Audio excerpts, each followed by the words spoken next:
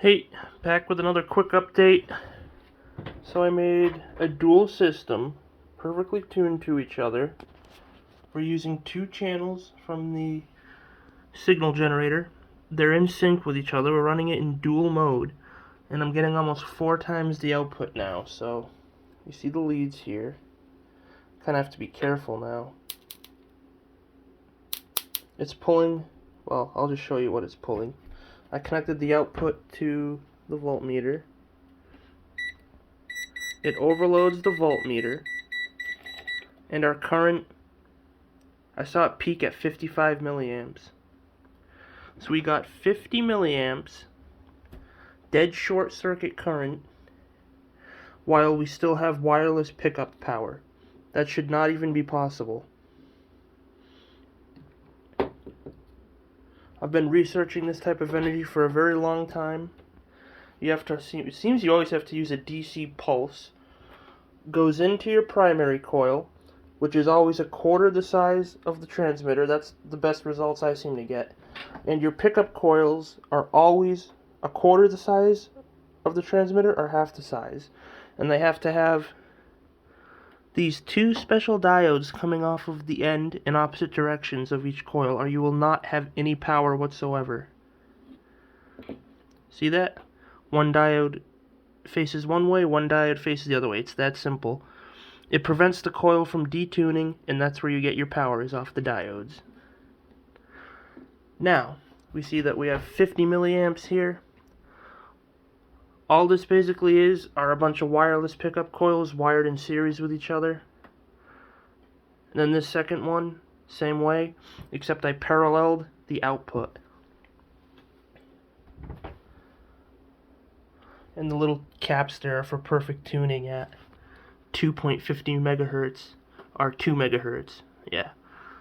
And we are consuming, so if we do a power calculation, we are consuming 10.6 watts, dead short. And we have 50 milliamps, and it's at about 700 volts. Because if I tune this, the voltage will drop. See, 600. When I get it back to that frequency, we're at about 700 volts at 50 milliamps. Just to show that, I shut the signal generator off, we lose power. See, completely lost all power. No form of tricks here, no fakery, no nothing. This channel is about real energy harvesting research through wireless transfer systems. My goal is to try and build a wireless system that's tuned to the sun, or it picks up energy from the environment. My goal is to get more output than input, and the way I'm trying to achieve that is resonant energy harvesting. So I turn it back on. We're consuming 10.4. We'll do a power calculation. We got 50 milliamps at 700 volts. We'll do a power calculation. Milliamps. 50 milliamps. The voltage, 700. Let's see how much output power we have in watts. 35 watts. You saw it yourself, guys. You saw the readings. Overloaded on voltage. I'll tune it back a bit until we're in range. See? Again, current 50 milliamps, and we still have wireless capability from the transmitter. I will now disconnect the multimeter, plug in a light bulb. This is the brightest I have ever seen this light bulb get, and it's probably not good to run it on this type of power. There we go. Running the light bulb, full power. Got these guys lit up, the wireless. I don't know how much more simpler it can get. I believe these type of systems should be designed as simply and as elegantly as possible. I believe they should have no moving parts for the most efficiency. Those are just my thoughts and observations after working on this project for almost 6 months now. Seem to be having better and better results. I hope the luck continues. We are consuming 10.8 watts, and we have an output of almost 35 watts. So we got about 3 times the output power. And to demonstrate this, I can even run a spark gap. It makes these flicker though, which is funny. I can do a spark gap. I'm trying to keep this video brief so it uploads quickly to YouTube. I'll run this light, I'll turn it on. It's on, I unplug it. I'll plug it in right here. Should kick on. There we go. That looks like it's a lot more than 10 watts. Looks like it's about 30-ish. Again, we did the power readings together, you saw them.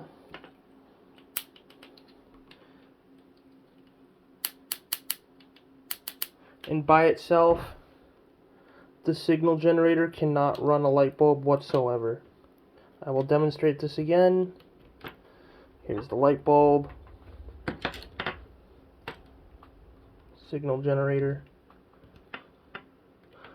I'm just using 2 channels of the signal generator in sync with each other to get a higher output. As you can see, it won't even ignite whatsoever. I can't even get a small spark to form.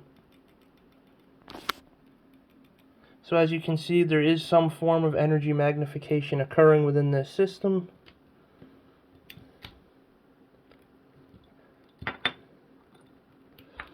We'll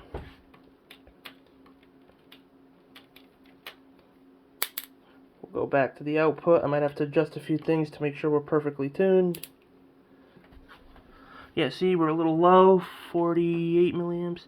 You can tune it by moving the coils a little bit, or you can tune it by actually changing the there we go. There we go, that's good. 50, overload on voltage, okay.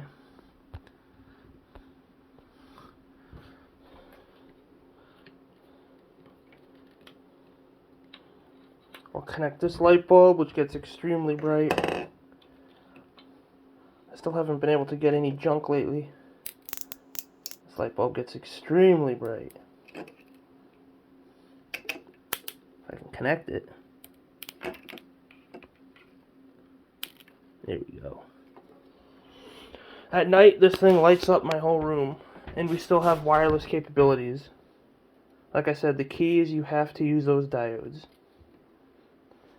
Notice how I'm running the light bulb, 10.8 watts. I disconnect the bulb. It actually drops in power, 10.6. I connect the bulb.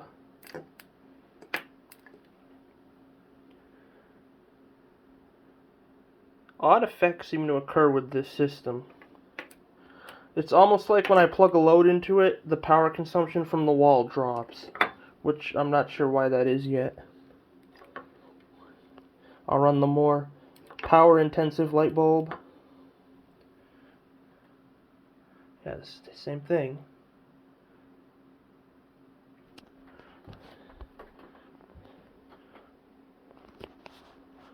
As you can see, it seems to be functioning. Still got wireless, pretty respectable range. Little under a foot. I'm gonna build a third one of these and see what I can get for output power. Here's a view inside. They're all just hollow pipes. Hollow pipes. It's 1-inch PVC. Primary coil of the transmitter is 1/4 the size. I've said it 100 times. The output power is turned to DC, stored in this little capacitor bank, and that's what runs the load.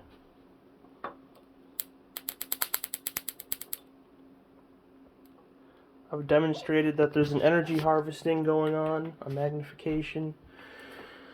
And yeah, I'll shut it all off because somehow people still don't believe me that it's being run off this system. Off, everything shuts off. There's nothing down here, just my tools. I move that out of the way. My floor that I'm redoing. I'm currently still working on this room. There's nothing strange here. Just a simple signal generator, my lamp. Little DC buck converter I was playing with, has no purpose. I turn the system back on. Sometimes it takes a second to charge up, or it's a little detuned. There it goes. It's very picky to tuning. I can show that by touching somewhere. The light should flicker. I don't want to get shocked. Maybe it's in a stable. Maybe it's stable right now, but it's hot. Ooh, you can see this tuning. You can see the light flickering down here where I touch certain areas. So I demonstrate it's very sensitive to tuning. And yeah, that's about all I wanted to show. I'm going to keep this video short so it uploads quick. I got the highest output. We'll do one more output reading real quick. Just for confirmation. Good thing these bulbs are made out of plastic. So, try and get that tuned a bit more. Yep, okay.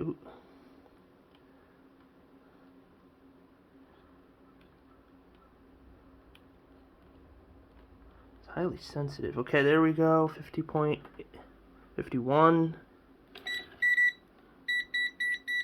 700. We'll do the updated measurements. Okay. We had 51 milliamps. We had 700 volts. 35.7 watts.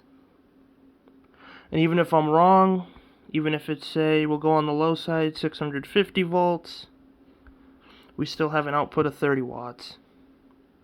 So, even if my math is wrong, which it isn't, you guys saw the readings, like we're using calculators, we're only consuming 10.3 watts or 10.6 from the wall.